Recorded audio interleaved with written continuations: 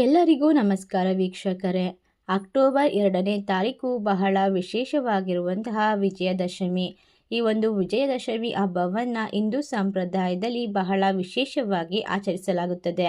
ಈ ಒಂದು ದಿನ ವಿಶೇಷವಾಗಿ ಸಂಪೂರ್ಣವಾಗಿ ತಾಯಿ ಚಾಮುಂಡೇಶ್ವರಿಯ ಅನುಗ್ರಹ ಆಶೀರ್ವಾದವನ್ನು ಈ ರಾಶಿ ಚಕ್ರದಲ್ಲಿರುವಂತಹ ಜನರು ಪಡೆದುಕೊಂಡು ಎಲ್ಲ ರೀತಿಯ ಕಷ್ಟಗಳಿಂದ ಹೊರಬಂದು ನೆಮ್ಮದಿಯನ್ನು ಪಡೆದುಕೊಳ್ಳುವಂತಹ ಸಂದರ್ಭ ಅಂತ ಹೇಳಿದ್ರೆ ತಪ್ಪಾಗೋದಿಲ್ಲ.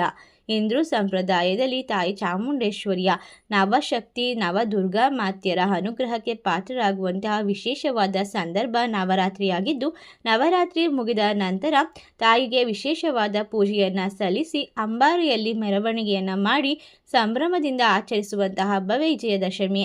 ಈ ಒಂದು ವಿಜಯದಶಮಿ ಹಬ್ಬದಿಂದ ಈ ರಾಶಿ ಚಕ್ರದಲ್ಲಿರುವಂತಹ ಜನರಿಗೆ ಸಂಪೂರ್ಣವಾಗಿ ತಾಯಿ ಚಾಮುಂಡೇಶ್ವರಿಯ ಅನುಗ್ರಹ ಸಿಗ್ತಾ ಇರೋದ್ರಿಂದ ಸರ್ವ ಸಮಸ್ಯೆಗಳು ಕಷ್ಟಗಳು ಎಲ್ಲವೂ ದೂರವಾಗಿ ಆಕಸ್ಮಿಕವಾಗಿ ಧನಲಾಭವಾಗುತ್ತೆ. ಸೋಲೆ ಇಲ್ಲದ ಜೀವನ ನೆಮ್ಮದಿಯನ್ನು ಕಂಡುಕೊಳ್ಳುವಂತಹ ಸಂದರ್ಭವಾಗಿರೋದ್ರಿಂದ ಈ ರಾಶಿಯವರಿಗೆ ಶತ್ರುಗಳ ಕಾಟದಿಂದ ಸಂಪೂರ್ಣ ಮುಕ್ತಿಯನ್ನು ಪಡೆದುಕೊಳ್ಳಬಹುದು. ಎಲ್ಲ ರೀತಿಯ ಸಾಲದಿಂದ ಪರಿಹಾರವನ್ನು ಪಡೆದುಕೊಳ್ಳಬಹುದಾಗಿದೆ. ಹಾಗಾದರೆ ಇಷ್ಟೆಲ್ಲ ಅದೃಷ್ಟವನ್ನು ಕಂಡುಕೊಳ್ಳುವಂತಹ ಅದೃಷ್ಟವಂತ ರಾಶಿಗಳು ಯಾವ್ಯಾವು, ಯಾವೆಲ್ಲ ರೀತಿಯ ಒಂದು ಪೂಜೆಗಳನ್ನು ಪುನಸ್ಕಾರಗಳನ್ನು ಅನುಷ್ಠಾನವನ್ನು ಮಾಡಿಕೊಂಡರೆ ನಮ್ಮ ಅದೃಷ್ಟ ದುಪ್ಪಟ್ಟಾಗುತ್ತದೆ, ಕಷ್ಟಗಳಿಂದ ಮುಕ್ತಿ ಸಿಗುತ್ತದೆ, ಯಾವ ರಾಶಿಯವರಿಗೆ ಯಾವೆಲ್ಲ ರೀತಿಯ ಅದೃಷ್ಟದ ಸುರಿಮಳೆ ಸುರಿಯುತ್ತೆ ಎಂಬ ವಿಶೇಷವಾದ ಮಾಹಿತಿಯನ್ನು ಸಂಪೂರ್ಣವಾಗಿ ನೋಡ್ತಾ ಹೋಗೋಣ.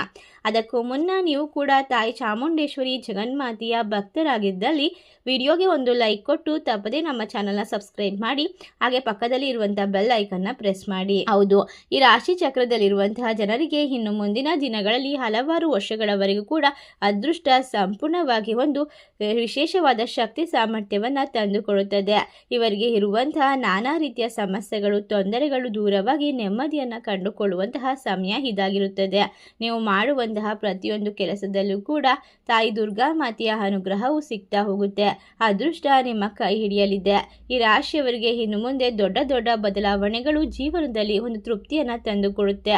ಈ ರಾಶಿ ಚಕ್ರದಲ್ಲಿರುವ ಜನರು ಇನ್ನು ಮುಂದೆ ಯಾವುದೇ ಸಮಯದಲ್ಲಿ ಯಾವುದೇ ಕಷ್ಟಗಳಿಂದ ಹೊರಬರಲು ಸಹ ಸೂಕ್ತವಾದ ಮಾರ್ಗದರ್ಶನವನ್ನು ಪಡೆದುಕೊಳ್ತಾ ಹೋಗಬಹುದಾಗಿದೆ. ಇನ್ನು ಈ ರಾಶಿ ಚಕ್ರದಲ್ಲಿರುವಂತಹ ಜನರಿಗೆ ಅದೃಷ್ಟದ ಸಂಪೂರ್ಣ ಬೆಂಬಲ ಸಿಗ್ತಾ ಹೋಗೋದ್ರಿಂದ ನಿಮ್ಮ ಬಾಳು ಬಂಗಾರವಾಗುತ್ತೆ ಅಂತ ಹೇಳಿದ್ರೆ ತಪ್ಪಾಗೋದಿಲ್ಲ. ಇನ್ನು ಹಲವಾರು ವರ್ಷಗಳವರೆಗೂ ಕೂಡ ನಿಮ್ಮ ಜೀವನದಲ್ಲಿ ಅದ್ಭುತವಾದ ಘಟನೆಗಳನ್ನು ನೀವು ಸಂಪೂರ್ಣವಾಗಿ ತೃಪ್ತಿಕರ ಜೀವನವನ್ನು ನಡೆಸಬಹುದಾಗಿದೆ. ಹೌದು, ಸೆಪ್ಟೆಂಬರ್ 22ರಿಂದ ಆರಂಭವಾಗುವ ನವರಾತ್ರಿ ಹಬ್ಬವು ಈ ಬಾರಿ 10 ದಿನಗಳ ಕಾಲ ನಡೆಯಲಿದ್ದು ದುರ್ಗೆಯ ವಿವಿಧ ಅವತಾರಗಳನ್ನು ಪೂಜಿಸಲಾಗುತ್ತದೆ. ಅಷ್ಟೇ ಅಲ್ಲದೆ ಅಕ್ಟೋಬರ್ 2ನೇ ತಾರೀಕು ವಿಜಯದಶಮಿ ಅಥವಾ ದಸರಾ ಎಂದು ಕರೆಯಲಾಗುತ್ತೆ.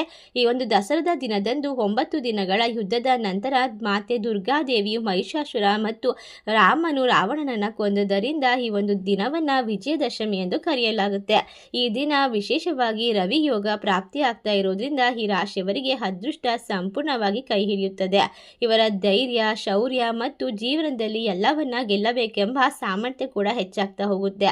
ಇದರಿಂದಾಗಿ ನಿಮ್ಮ ಜೀವನದಲ್ಲಿ ಯಾವುದೇ ಒಂದು ತೊಂದರೆಗಳು ಬಂದರೂ ಕೂಡ ಅದನ್ನು ಎದುರಿಸೋಕೆ ವಿಶೇಷವಾದ ಮಾರ್ಗದರ್ಶನಗಳು ಸಿಗೋದ್ರಿಂದ ನಿಮ್ಮ ಜೀವನದಲ್ಲಿ ಅನಿರೀಕ್ಷಿತವಾಗಿ ಮುಟ್ಟಿದ್ದೆಲ್ಲ ಚಿನ್ನವಾಗ್ತಾ ಹೋಗುತ್ತೆ.